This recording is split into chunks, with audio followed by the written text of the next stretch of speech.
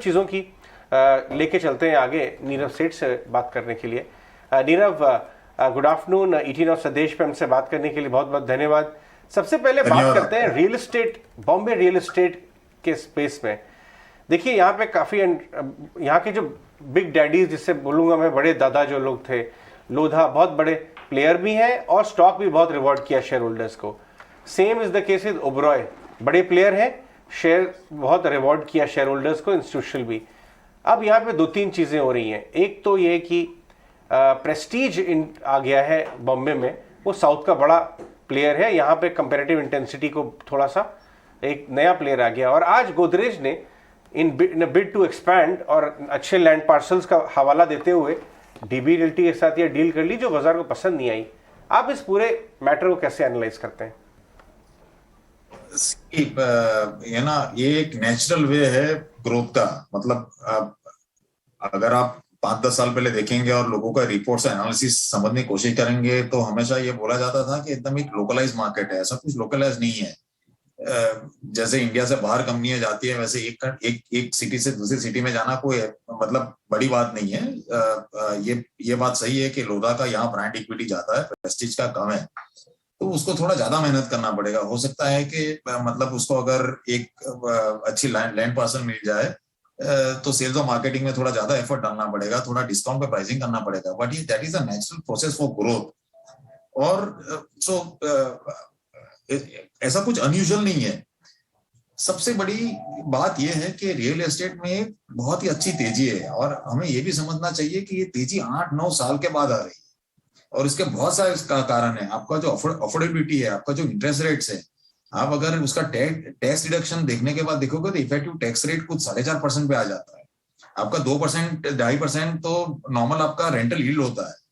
तो ये लंबी, मतलब एक तो कैचअप फेज है आपका, और दूसरी बात ये है कि कंडीशंस आर कंड्यूसिव। तो ये मतलब ऐसा कुछ प्रेस्टीज आके ऐसा नहीं है कि कुछ मार्केट बिगाड़ देगा। बहुत लोग आएंगे, बहुत बड़ा मार्केट है और ये तेजी हमारे हिसाब से काफी लंबी चल सकती है अगर हम इसको मैनेज करें। मतलब ज्यादा इंटरेस्ट रेट ना बढ़ा दें।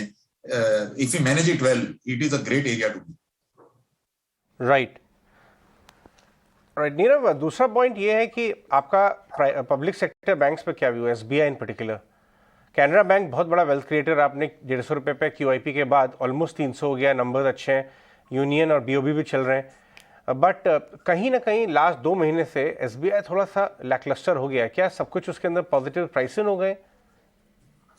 मतलब आप देखोगे तो ब्रॉडली हम बहुत एनालिसिस करते हैं। जब रिजल्ट्स खराब आते हैं तब हम बोलते हैं कि पीएसयू है,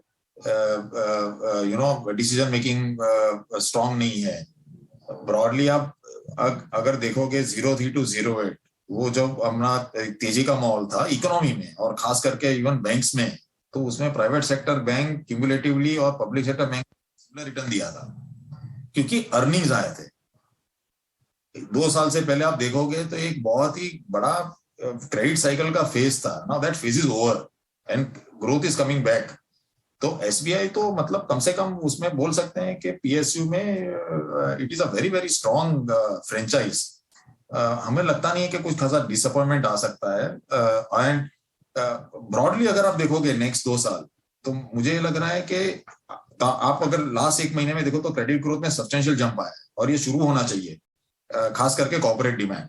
तो आपका अगेन ये इकोनॉमिक साइकिल का एक cycle, you are at initial phase of the cycle. Credit growth, आपके जो क्रेडिट लॉसेस हैं यू आर कवर्ड। बहुत सी बैंक के कोविड का एक्सेस प्रोविजन भी लेके बैठे।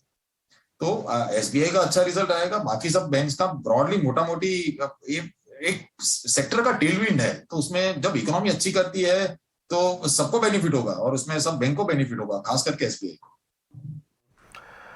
नीरव, बहुत बहुत शुक्रिया। पहले तो आप 18 स्वदेश को समय दे रहे हैं। आज ना सुबह एक बड़ा इंटरेस्टिंग सा कंपैरिजन हो रहा था कि मेटा ने, यानी कि जो पहले फेसबुक था, उसने इतना बड़ा लॉस उठाया, यानी कि $250 बिलियन का।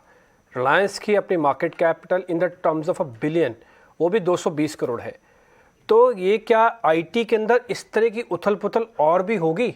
ये तो इंट्राडे मार्केट कैप साफ हुई है अभी तो मेटा की। और उससे इतना रीशफलिंग, उसको लोग अब कंपेयर भी करने लगे, रील्स भी बन रही हैं, मीम्स भी बन रहे हैं। इसका मतलब ये सेगमेंट तो बहुत वॉलेटाइल है। सेगमेंट वोलाटाइल है। अब हमको ये भी समझना चाहिए कि ये कंपनीज ने बहुत ही अच्छा किया था 15-20 साल के। और ये जो हम एक चीज पकड़ के चलते हैं कि ये सब कंपनियों में नेटवर्क इफेक्ट है। अगर आप किसी को आज पूछोगे कि यूनिकॉर्न का इतना वैल्यू क्यों है, तो एक ब्लाइंड एनालिसिस होता है कि इसमें तो मोर कस्टमर आएंगे और फायदा होगा, और फायदा होगा तो और कस्टमर आएंगे, और ये साइकिल चलता रहेगा। जब तक चल रहा है तब तक चल रहा है। अगर आप मेटा की, अगर हम एक्सपर्ट तो नहीं है फेसबुक का, लेकिन उसने जो जकरबर्ग ने खुद बताया है कि एक तो स्टॉलिंग ऑफ द ग्रोथ है, कस्टमर्स फ्लैट हो गए हैं। दूसरा जो उसको टिकटॉक से कंपटीशन आ रहा है, और एप्पल ने भी बहुत कुछ चेंजेस किए हैं। वो अलग डायमेंशन है, उसमें बहुत ही बाइनरी होती है। That competitive scene is different. India software companies different है। मतलब यहाँ पे वोलेटिलिटी क्या होगी, और आप अगर देखोगे 16 से 20 तक इंडिया सॉफ्टवेयर कंपनीज का ग्रोथ रेट करीबन 8% था। वो पेंडेमिक की वजह से 8 से 12-13% हो गया, रेवेन्यू का भी और अर्निंग्स का भी। और अगर जो हमको दिख रहा है अगले 2 साल तक, वो कुछ 13-14% है।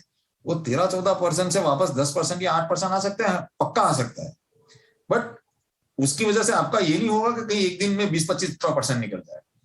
वो तो एक अलग लेवल का, तो ज्यादा कंपेयर नहीं करना चाहिए मेरे हिसाब से। बट एक जरूर बताना चाहूंगा कि ये जो एक लास्ट 5-6-7 साल में एक माहौल बना था कि जो अच्छी कंपनी है वो लेके बैठ जाओ। और हमारी लैंग्वेज में हम उसको यही बोलते हैं कि बाप, which is by at any price. Company अच्छी है, अर्निंग्स है, तो उसको 50 पी मिलता है, 60 मिलता है, 70 मिलता है, 80 मिलता है, ले लो। आई थिंक उससे बहुत कॉशियस रहना चाहिए। ऐसी कंपनी में थोड़ा सा भी शौक है तो ये पक्का हो सकता है कि आपका 20-25% एक बार निकल सकता है, ऐसा मुझे।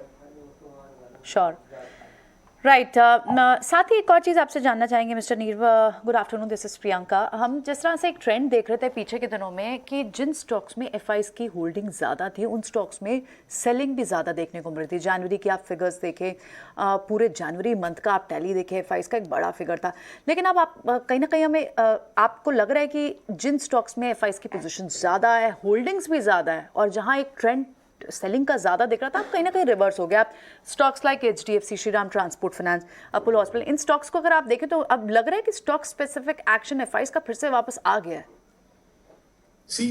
मतलब ये एक तो एक सीधा कॉजल इम्पैक्ट है कि मैं वही बेच सकता हूँ, बेचूंगा जो मेरे पास ज्यादा है, राइट। आई थिंक सबसे बड़ी इंटरेस्टिंग चीज ये है कि हमने इतना सेलिंग देखा है अक्टूबर नवंबर से, और आपका Nifty all said and done ऊपर से या 2 या 3% लो है। आपको तो ये कहीं ना कहीं ये भी अभी समझ में आ रहा है कि आपका डेप्थ तो इंडियन मार्केट कितना होगा। आज से करीबन अगर हम 2-3-5-4-5 साल पहले जाते थे, इतना सेलिंग आता था, अपना मार्केट 15-20% ऊपर से निकल गया होता। तो ये बहुत बड़ा चेंज है, डेप्थ ऑफ द मार्केट है ना। उसको आप रिटेल बोलो, retail getting into mutual funds, retail का डायरेक्ट इन्वेस्टमेंट जो मार्केट्स में है। बट ये मार्केट के लिए बहुत ही हेल्दी है कि मतलब there is no one overbearing buyer और सेलर, और ये लॉन्ग टर्म आपका मार्केट का रिस्क प्रीमियम कम करता है। तो मुझे तो ये इस बात की खुशी है कि इतना सेलिंग होने के 3 सेशन सेलिंग होने के बावजूद मार्केट्स गिरा, बट कुछ ऊपर आया, कुछ नीचे आया, और ब्रॉडली ऐसा कुछ पैनिक जैसा नहीं हुआ। I think that is very good. और मुझे ऐसा लग रहा है, पहली बात तो ये बहुत क्लियर है कि कहीं ऐसा हमने नहीं देखा है कि एफआई आके बेचते हैं तो वो टॉप हो गया मार्केट में, या वो लोग ने नीचे से ले लिया तो बॉटम हो गया। तो ये कोई आपको मार्केट की डायरेक्शन नहीं बताती है।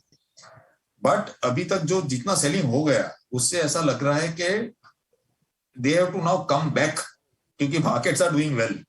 क्योंकि आप अल्टीमेटली तो आपको वही खरीदना है जो ऊपर जा सकता है, और इंडिया की इकोनॉमी ठीक ठाक है, आपके अर्निंग्स आउटलुक ठीक है, तो हमारा व्यू काफी कंस्ट्रक्टिव है एक्चुअली मार्केट्स पे। बिल्कुल। Nirav, good afternoon, Mansi this side. और डिस्कशन की शुरुआत में ही आपने रियल एस्टेट के 7 साल के बाद की कमबैक की बात की, जो कि काफ़ी वाजिब है। और आज जेफरीज के क्रिस वुड ने भी जो भारतीय बाज़ार पर अपना नज़रिया जताया, जो भरोसा जताया, उसमें रियल एस्टेट पर वो काफ़ी बुलिश हैं, और इसी कमबैक के बारे में उन्होंने बात की है। बड़े सारे टारगेट्स और इनफैक्ट डोमेस्टिक मार्केट्स पर ही काफ़ी ज़्यादा कन्विक्शन के साथ ही रिपोर्ट आती हुई दिखी हैं। कुछ कंसर्न्स ऑफ कोर्स हैं US Fed type tightening oil prices को लेकर, लेकिन करंट सिचुएशन को देखते हुए आप डोमेस्टिक मार्केट्स की अगर बात करें तो कौन से सेक्टर्स हैं जो कि आपको लग रहे हैं कि आपके और अच्छा परफॉर्म करते हुए दिखेंगे या फिर आगे सबसे ज़्यादा मोमेंटम वहाँ पर दिखेगा? एक तो जो हमको क्लियरली दिख रहा है वो बैंक्स है, क्योंकि एक तो क्या है कि नवंबर दिसंबर में बैंक्स करीबन बहुत सारे स्टॉक ऊपर से 20% के आजू बाजू गिरावट आई थी, और वो टाइम पे भी हमें ऐसा कुछ कारण दिख नहीं रहा था, लेकिन ये मन में एक वहम जरूर था कि हो सकता है कि अगर थर्ड वेव आ जाए कोरोना का क्या हो सकता है। वो हमने देखा कि ब्रॉडली उसका कुछ ज्यादा इकोनॉमिक इम्पैक्ट या even thankfully even health impact because of Omicron is extremely limited.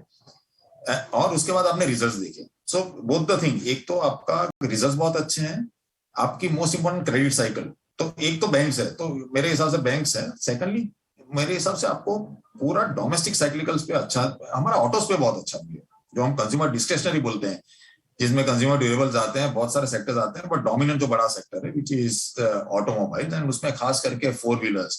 तो अगर आप मारुति को देखेंगे, अशोक लेलैंड को देखेंगे, अगर again if you look at the cycle, the beginning of the cycle, जो product launch cycle है, और obviously electrification is also helping in the 2-wheeler space, वो अच्छा लग रहा है हमें।